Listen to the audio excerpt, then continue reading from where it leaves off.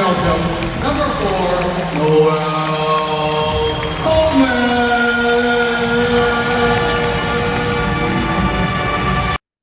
What's up, people? How y'all doing? I'm back again on my channel, and I'm ready to do yet another video. This time on the last University of Hawaii men's basketball game, and oh man, that ended in just a bunch of heartbreaks. But there was a lot of heartbreaks in that game against Cal State Fullerton at home. I'll go ahead and say right now that Hawaii ended up on the losing end, 52-51, in the final 15 seconds.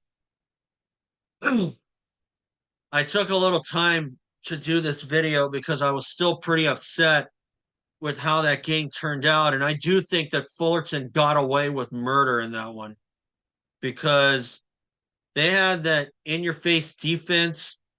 And I think the refs, and I do believe that the refs had to share some of the blame in this one because some of them were pretty blatantly incompetent on some of the calls. I'm going to say that right now. But anyway, before we get started, just want to say to subscribe if you haven't. I'm trying to get out to the workforce. I try to upload this on my new channel of Matthew V's UH Sports. I'm hoping to possibly monetize that channel, but I don't know. I got a long way to go. And of course, the 2 home games left. I don't really sound too optimistic right now because they're currently in a tie for third right now after that loss. University of Hawaii is. But I don't know, 2 more home games and then this torture will be over. But I had a lot of hope after the Diamond Head Classic, and it's just being squashed in chunks. I'll tell you that right now. But anyway, let's get started.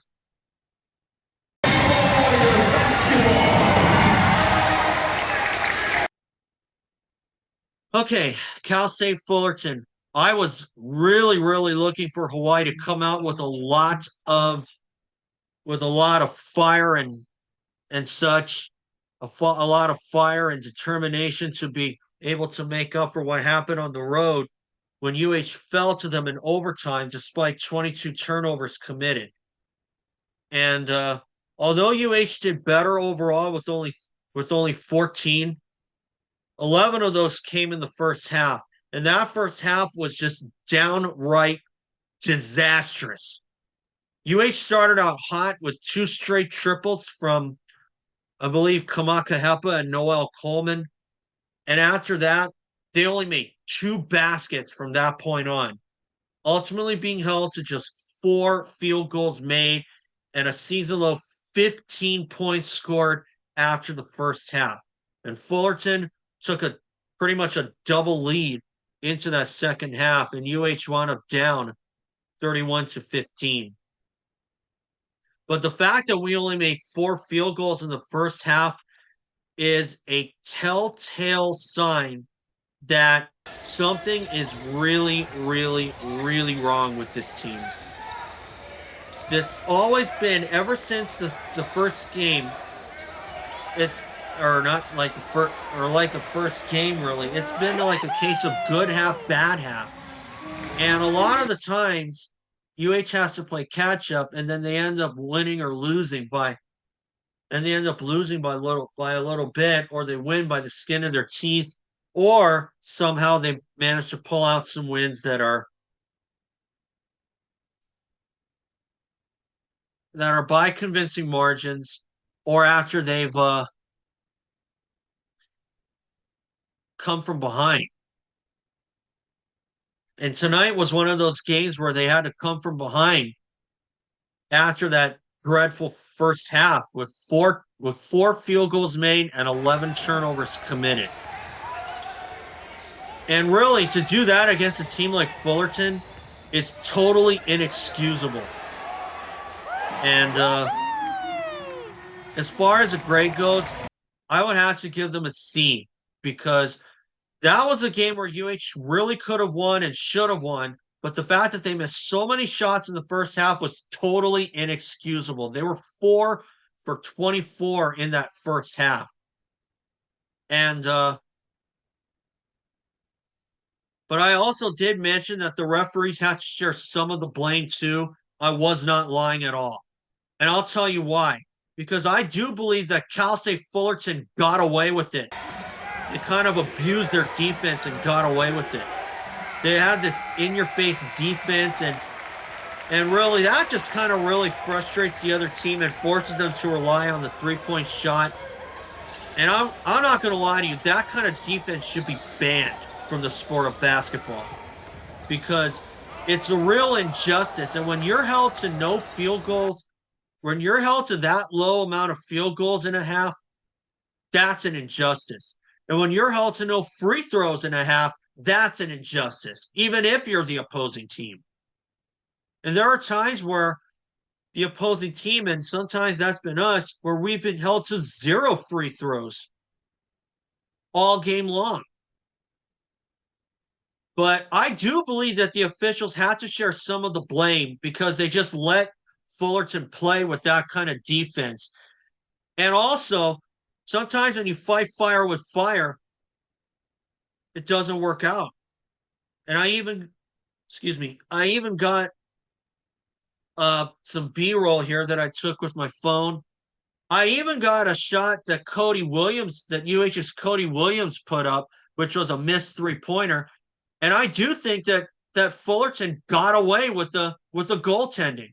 And as you like right here, as you can see on that shot, Williams puts up the three. It's no good. And the Fullerton player touches the basket at the same time that the ball comes down. And that right there is blatant goaltending. But did the officials call anything? No. They only call it if they see it. And really, I believe they saw it and they just did nothing about it. Really. That is the kind of blatant officiate. That is what I mean when I say blatant incompetence by these damn officials who don't call anything. And UH, they still managed to find a way to get back in contention. Their shots started coming back. Samuta Avea had another great game, but it's all negated because of those last 15 seconds that I'm going to show you right now.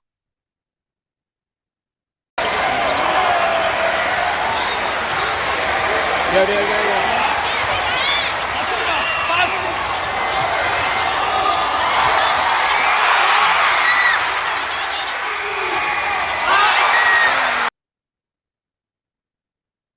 And really, University of Hawaii, they had 3 chances on that last possession to upset Cal State Fullerton, and that ball just didn't behave. And really, I'm saying this right now, Fullerton, they won it, but they did not deserve that at all because Fullerton let them referees just let Cal State Fullerton get away with that kind of defense.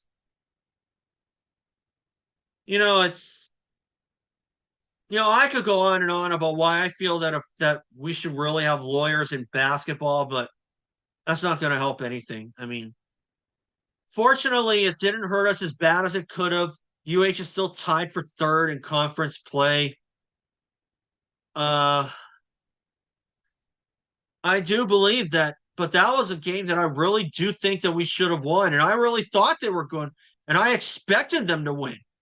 And they came out with fire, and that was all put out right away.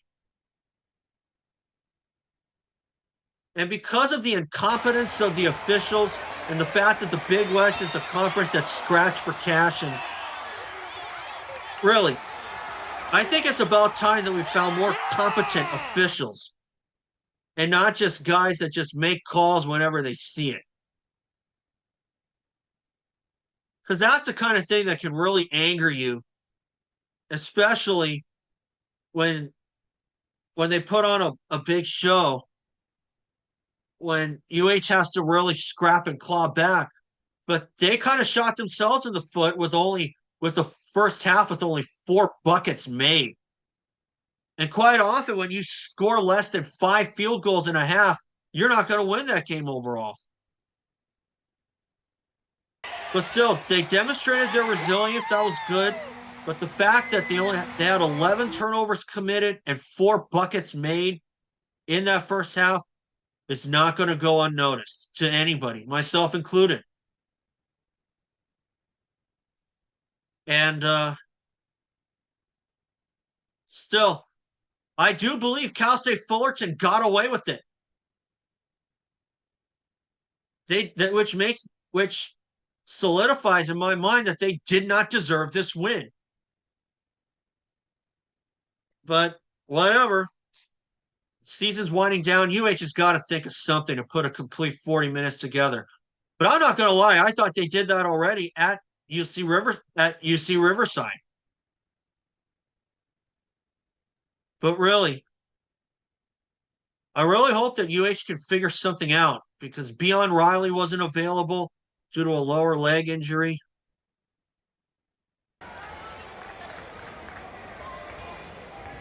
But whatever. I mean, I really hope that they can pull something off because they're coming on the road. They have yet to put 3 wins in a row since the start of the season.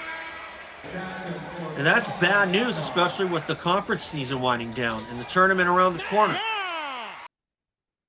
I had a lot of hope after the Diamond Head Classic, but that's just been completely fizzled out.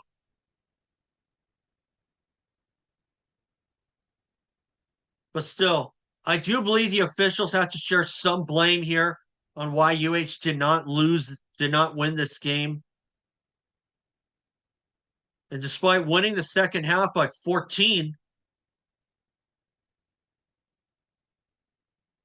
all that's negated. And Cal State Fullerton, they only made 2 triples all game long. And but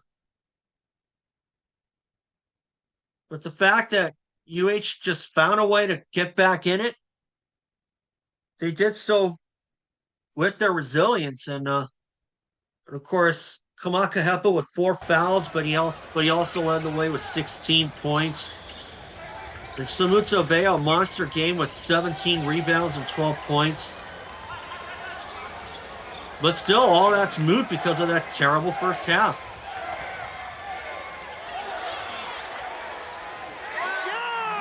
But I really hope that they can turn something around because the guy that I was looking for a big game from, Jovan McClanahan, he only had 5 points, 1 for 11 or 6 points rather, but he was 1 for 11 from the field. And that's terrible. I mean, and I do believe, and like I said, the refs do need to share some of the blame because they kind of let a lot of things that Fullerton did get away. So really, I really don't have much others to say. So anyway. All right, guys, that's it for today. You'll see some more of my B-roll to end this video. And I'll see y'all soon. Ball corner, everyone.